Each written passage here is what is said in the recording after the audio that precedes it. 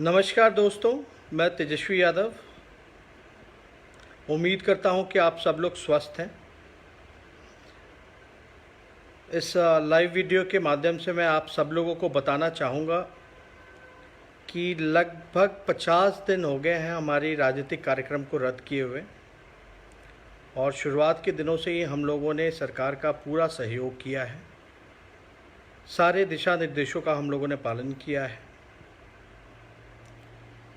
और इस दुख की घड़ी में जो सबसे ज़्यादा हम लोगों की चिंता थी और जो मांगे थी सरकार से, वो ये थी कि लगभग 25 लाख जो बिहार के लोग, बिहार से बाहर जो फंसे हुए हैं, जो श्रमवीर हैं, जो प्रवासी मजदूर गरीब भाई हैं बिहार के, वो फंसे हुए थे।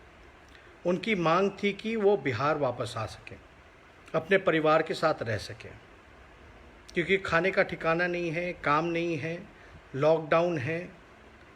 और लगातार 35 दिनों से हम लोगों ने सरकार से गुहार किया। हमने हाथ जोड़ करके विनती भी की बिहार सरकार से कि अगर दूसरे राज्य यूपी, महाराष्ट्र या और राज्य के लोग अपने प्रदेशवासियों को वापस अपने राज्य ला सकते हैं तो बिहार सरकार क्यों नहीं ला सकती। लगातार 35 दिनों से, और ऐसा लग नहीं रहा था कि सरकार जो है इच्छुक है उन सभी, चाहे छात्र हों जो कोटा में फंसे हुए हों या हमारे प्रवासी जो मज़दूर हैं, उनको वापस ला सकें। ऐसा लग नहीं रहा था कि वो लाना चाहती है। लगातार हम लोगों ने विनती की, और हम लोगों ने ये फैसला लिया, हमारी पार्टी ने, कि 1 तारीख जो अंतर्राष्ट्रीय मजदूर दिवस जो मनाया जाता है, 1 तारीख यानी शुक्रवार, हम लोग जो हैं सांकेतिक रूप से उपवास करेंगे और सरकार पे दबाव बनाएंगे। आज ही इसकी सूचना हम लोगों ने पब्लिक डोमेन में भी देने का काम किया, और मुझे खुशी है कि हमारे दबाव के कारण, लगातार हम सब लोगों के संघर्ष के कारण सरकार को जो है बात और हमारी मांग को मानना पड़ा। अभी हमने न्यूज़ देखा, MHA का जो गाइडलाइंस है उसमें परमिशन मिला है कि जो भी बिहार के बाहर माइग्रेंट्स हैं, चाहे स्टूडेंट्स हों, टूरिस्ट्स हों या लेबर्स हैं जो फंसे हुए हैं, उनको वापस आने की अनुमति दी गई है।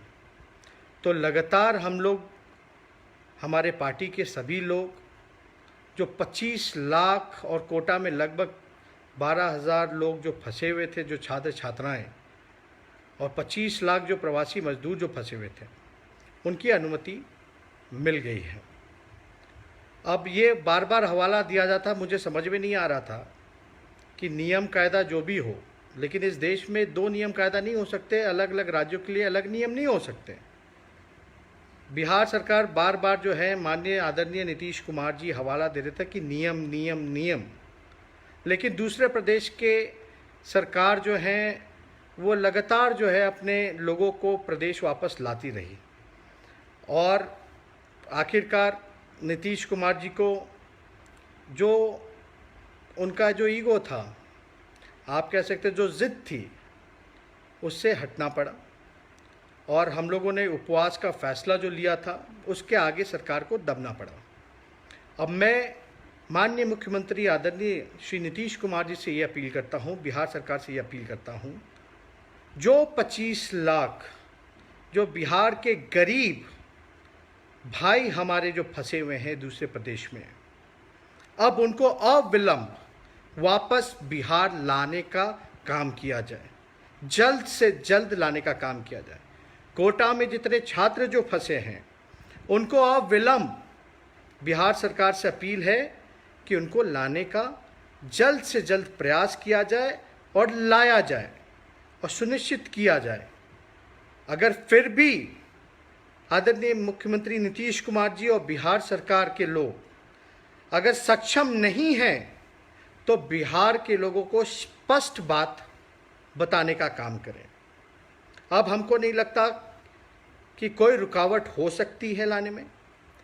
अब ये सिर्फ देखना है कि बिहार सरकार नीतीश कुमार जी में कितना विल पावर है, कि वो 25 लाख फंसे हुए हमारे प्रवासी बिहारी भाइयों मजदूरों को, जो कोटा में फंसे जो छात्र हैं, उनको किस प्रकार से लाएंगे। और मैं शुरू दिन से ही कह रहा था, हमने एक पहले भी फेसबुक लाइव वीडियो किया था, हमने सभी मजदूरों भाइयों से कहा था जो गरीब हैं, जो श्रमवीर हैं, कि चिंता आप मत कीजिए, थोड़ा धैर्य रखिए, संयम बनाए रखिए। राष्ट्रीय जनता दल और आपका भाई बेटा तेजस्वी यादव आपकी लड़ाई को लड़ेगा, आपके संघर्ष और दुख में आपके साथ खड़ा रहेगा। और मुझे खुशी है कि अभी MHA का जो गाइडलाइंस जो मिला है उसमें अनुमति दी गई है। तो आप लोग निश्चिंत रहें।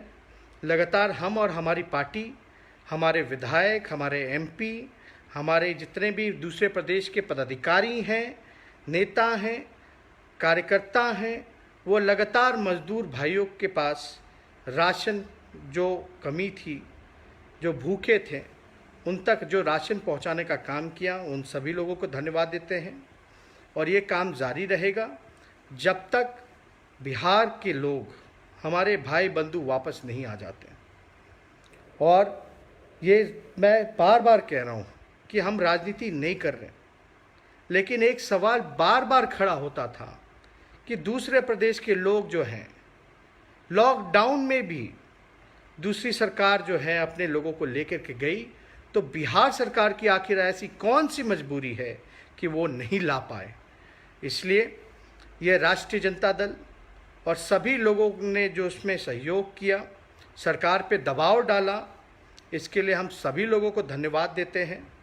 और हमारी कोशिश रहेगी, अभी भी सारी चीज़ों को हम माइन्यूटली देखेंगे, बारीकी से देखेंगे कि किस प्रकार से जो है बिहार के मज़दूरों की स्थिति है, सरकार क्या कर रही है, और जो भी कमियां होंगी, जो भी हमारा सुझाव होगा, आप लोगों से हम लोग साझा ज़रूर करेंगे।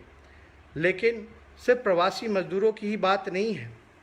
बिहार में आपने देखा होगा राशन वितरण में भी बड़े पैमाने पे धांधली हुई है, कोई पारदर्शिता नहीं रखी गई है, ट्रांसपेरेंसी नहीं है। रामविलास पासवान जी कुछ कहते हैं और बिहार सरकार जो है कुछ और डाटा देती है, डोर टू डोर स्क्रीनिंग की बात कर रही है। लेकिन हम सब लोगों को ये पता है कि बिहार की स्थिति वाकई में कोरोना के समय क्या है। ये केवल डेटा जो दिया जा रहा है बिहार सरकार द्वारा, ये केवल आई वॉश कराने के लिए है, आई वॉश कराया जा रहा है। और बहुत दुख होता है, हमने कई एक आध वीडियोस देखे जहां काफ़ी मजदूर जो प्रवासी जो लोग हैं वो गुस्से में हैं। लेकिन समय ठीक है, गाइडलाइंस का जो अभी अनुमति मिली है, अब बस ये देखना है कि बिहार सरकार 25 लाख मजदूरों को लाने में सक्षम है कि नहीं है। मैं अभी भी सरकार से फिर दोहरा रहा हूँ, अगर सक्षम नहीं है तो साफ साफ जो है आप बताएं, कब तक लाइएगा, क्या व्यवस्था कीजिएगा, किस प्रकार से जो है हेल्थ इंफ्रास्ट्रक्चर बिहार में जो पूरी तरीके से मर्माहत स्थिति में आ गई है, जिस हिसाब से वसूली, रंगदारी लॉकडाउन के नाम पे हो रहा है, बहुत ही दुखद है। लोग पहले से ही पीड़ा में हैं और भी जुल्म हो रहा है सरकार में। सरकार में जितने लोग जो अधिकारी पदाधिकारी जो बेईमान हैं, उनको ये सरकार के लोग प्रमोशन देने का काम कर रहे हैं। ये सारी घटनाएं हमने देखी है। आप लोगों ने जो जवाबदेही दी है, जो जिम्मेदारी मुझे दी है नेता विरोधी दल और विपक्ष के नेता होने के नाते, प्रतिपक्ष का नेता होने के नाते, ये हमारा काम है कि सरकार की कमियों को गिनाना। और विपक्ष जो है सरकार का ही अंग होता है, लेकिन जनता की बात रखना, जनता के लिए लड़ना, खास तौर पे जिस प्रकार से गरीबों को छोड़ दिया गया था। आप देखेंगे कि बीजेपी के जो विधायक हैं वो अपने बेटे को या अपने परिवार के लोगों को कोटा से ला सकते थे, लेकिन और जो है जिसके पास नहीं है, जो गरीब है, जो लाचार है, उसको बिहार सरकार ने छोड़ दिया। कोई कार्रवाई नहीं। कार्रवाई के नाम पे सिर्फ ढकोसला किया जा रहा है। इसलिए आप सब लोगों को मैं धन्यवाद देता हूँ। ये हमारी लड़ाई जो है यह चलती रहेगी जब तक बिहार के लोग वापस बिहार ना आ जाएं, गरीब मजदूर वापस ना आ जाएं, छात्र छात्राएं वापस ना आ जाएं। तो ज़्यादा कुछ ना कहते हुए आप सब लोगों का धन्यवाद करते हैं जितने भी दर्शक हैं, और उम्मीद करते हैं कि आप सब लोग स्वस्थ हैं और घर पे रहें, और जो लोग घर से दूर हैं जिनको लाने की कवायद चल रही है, मैं ईश्वर से प्रार्थना करूंगा, भगवान से प्रार्थना करूंगा कि स्वस्थ वापस बिहार वो लौटें, अपने परिवार के बीच रहें। यही हम लोगों की कामना है। और ज़्यादा कुछ ना कहते हुए मैं आप लोगों के साथ फिर जुड़ूंगा, और आप सब लोगों का धन्यवाद। और आप लोग भी हमारा इस मुहिम में जो है समर्थन कीजिए, सहयोग कीजिए, ताकि लगातार जो है सरकार पर दबाव रहे। जो सरकार काम नहीं कर पा रही उसको हम लोग काम कराने का काम करें। और आपने देखा होगा जो ज़िद थी आदरणीय नीतीश कुमार जी की, उनको ज़िद छोड़ना पड़ा। ये हम लोगों के एकता की वजह से है, और सब लोग जो हैं इस चीज़ को लेकर के चिंतित थे, परेशान थे कि घर वापस नहीं आ पा रहे हैं, उनको वापस लाना चाहिए। इसलिए आप सब लोगों को धन्यवाद देते हैं।